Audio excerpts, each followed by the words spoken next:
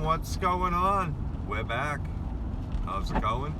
Just in time flipping here. We're an eBay flea market reselling channel. So if you want to learn a little bit about either or, eBay and or flea markets, hit the subscribe button down below and don't forget to hit the bell for any time I upload a video. Never know when I'm going to upload a video. I usually try to put one out every week, and most of my solds will have a bolo inside for you to kind of try and dive in and figure that out. Not going to give you the information like all in one like shot, like here's the information. I really want you to like take the information and go back and do a little recon on the information, because if you don't do any recon on what I tell you, then you're just gonna end up going on my word of it, and I'd rather you guys do a little investigating on what I'm actually telling you. And anything that I tell you on my channel, it all comes from just my personal experience. So if I've sold something, I mean, I don't want to say that anyone can sell every item. It varies between people. Some people can sell some things and some people can't. So I want you guys to just try to be as versatile as you can trying to sell stuff, because the more versatile you can be, it's just the better of a seller you become. That's why I've always set up at the flea market to have that full interaction between the buyer and the seller. You can feel out your buyer a lot more, and it just becomes a little more personal between you two. And you can kind of get through that motion of haggling and joking, and whether or not the person's going to get a deal, or you're going to hit them hard, or stuff like that. It all plays a factor, and sometimes in your mood or someone else's mood or whatever, you know. If your buyer's kind of in a pissy mood, then he's going to get the pissy price. So if the buyer's in a good mood and he's making jokes, I mean, I've given stuff away for free just for good jokes and good laughs. I give deals on dances. You do a dance for me in front of my booth, I'm giving you a discount. I mean, the more you can make me laugh, the cheaper the price is always. So that's just always been my thing. I've always busted balls at the flea market. It's just it's fun for me, and it gets my social, because I have like I have some deep social anxiety, so this social distancing thing's perfect for me, because I don't really like people around me.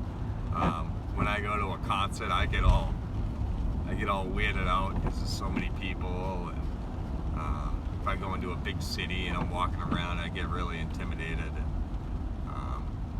and stuff like that. I don't know. It just goes like that. Let me pause for a second, try and regain my bearings on what I was just saying.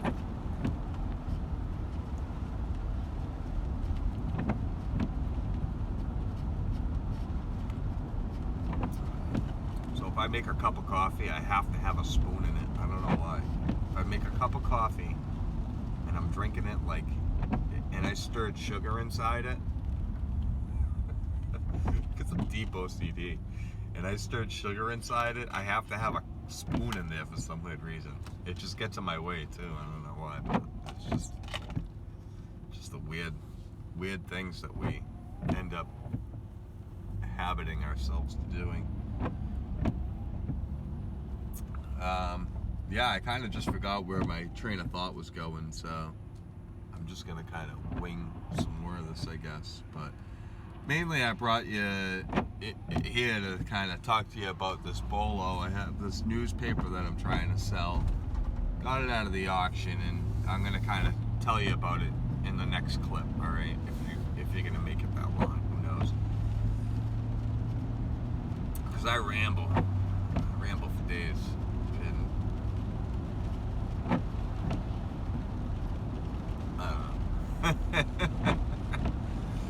So yeah, this book, I had it listed really high. I had it listed at $1,250, and that's kind of where I felt like it was a really good jumping off point for this book. I know old books can do a lot of money, and I know this book has a lot of ads in it, and I could cut this book up into 1,000 ads at $1 each, at $5 each, 1,000. This is like a $5,000 book right here in actuality for reselling, if that's what I was into, and just doing paper ads. I do have inventory where I was just going to do paper ads, like 10,000 paper ads or 20,000 paper ads, but there's a lot of guys that have already covered that, and I would rather just almost liquidate ads to people that are looking to sell ads. So basically what I wanted to include at the beginning of this video, because now I'm going to have to edit it because it took so long for me to get it out. This is totally a long story. Is this lady, she contacted me at 12:30 at night about this book, and she said, is there any way that I can do better on a price, because her father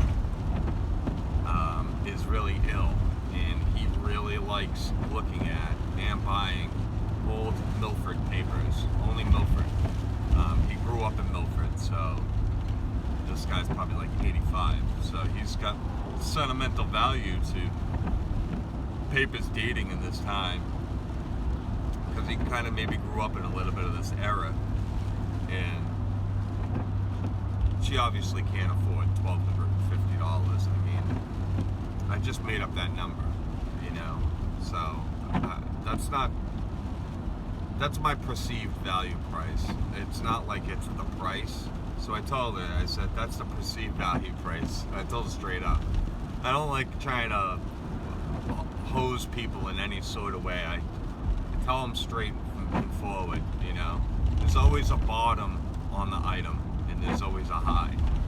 I said, that's my high price, you know, that's the I don't want to, you know, that's just a high price.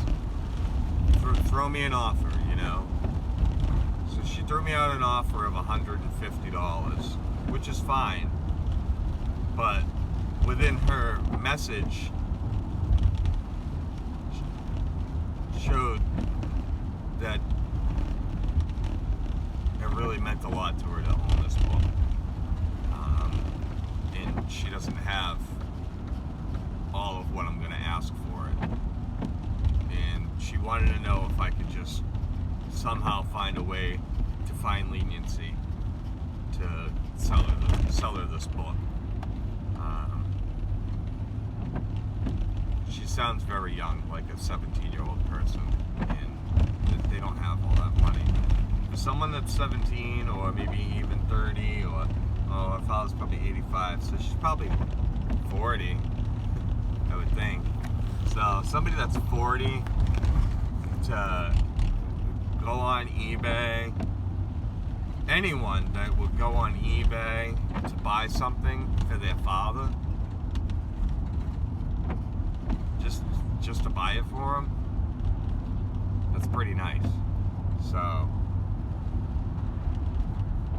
I felt just because she went out of her way to do that, and to even ask, and to even ask if there was any, she asked if there was any way that I could sell it to her for cheaper, and or if there was any other thing that she could buy from me that had anything to do with newspaper, because her father really likes newspaper.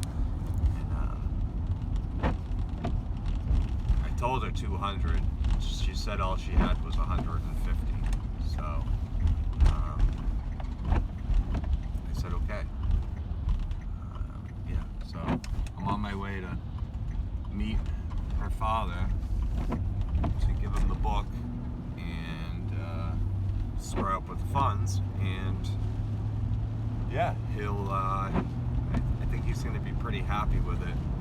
She said he's been looking at this book for like 2 or 3 days now,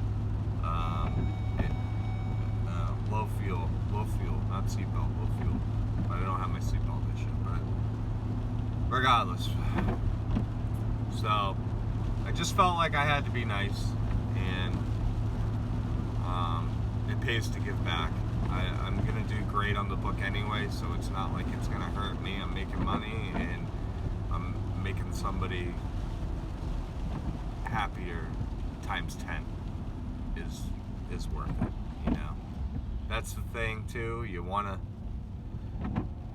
sell the item, but sometimes taking that full amount, sometimes taking that high dollar amount isn't always the right thing. Sometimes taking that lower amount for that item to go into the correct home is always the better option.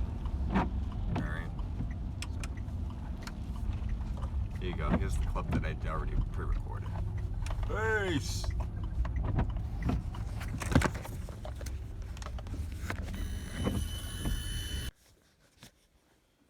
Alright, hey, what's going on?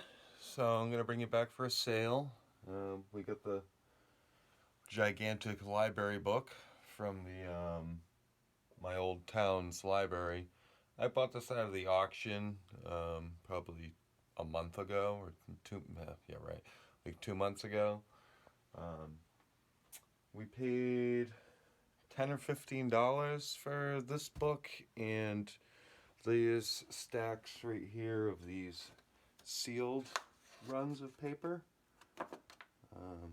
There's 3 sealed stacks, and yeah, we paid 15. We'll call it 20. So we paid 5 each pile, but I know it was less than that. And yeah, I listed this one. I listed it at $1,250.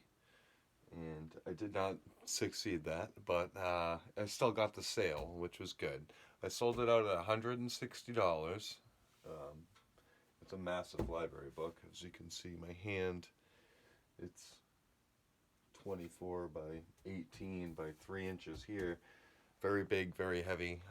Yeah, $160 I sold it for. I just came up with a random valuation for it. I looked at some other people selling some other library books, but they had I don't want to say like key dates, but they had better dates that were within inside the book for what kind of paper it was. So yeah, vintage newspapers, old newspapers, they do sell. I would recommend picking some up. It never hurts to dive into old newspaper. So let's dive into some of this book. We'll spend a couple minutes because I got to go meet them. So it's number 575 of the Milford Town Library. It's a 2-week. 2 weeks. So we can't cover everything in this book, but this is from 1918 to 1927. So it's couple different years. Get some Studebaker ads, some other different ads, some operas.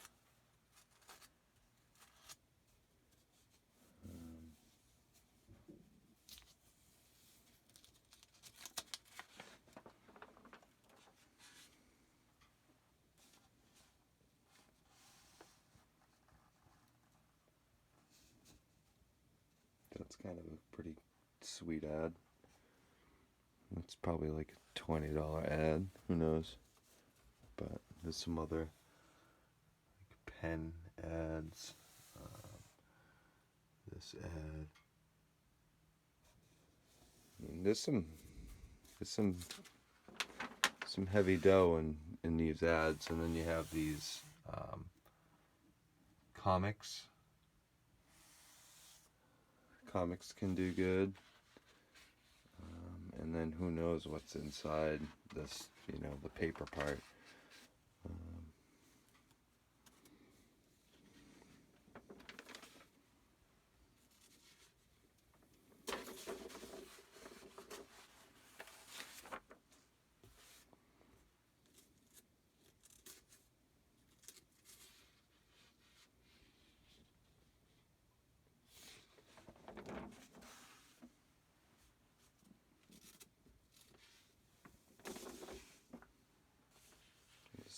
Baker ad.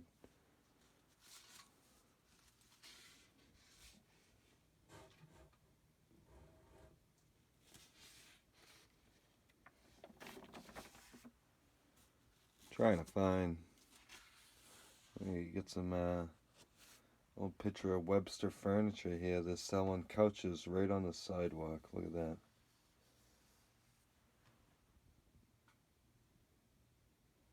Couch sale.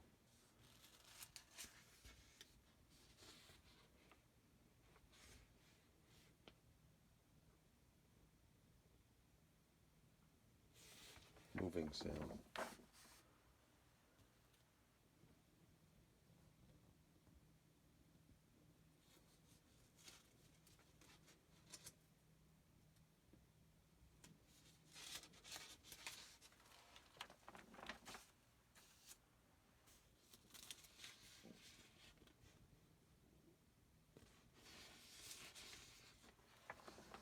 So yeah. All right. Old papers. The papers. Yeah, some cool stuff. People like reading these old papers. There's just stuff that they don't have in the new papers. And I mean, the paper's a dying thing, so it's only becoming more collectible as time goes on when there will be no more newspaper. So think about that too, you know. All right, so yeah, brought you by for a bolo. Look out for old papers and obviously dates, key dates, um, different things that might have happened in history, and just people want to log it and frame it or whatever they want to do with it. All right, come back for more. I'll drop some more bolos and solds and other stuff like that. So, all right, thanks for coming by. Peace. Have a good night. Stay safe.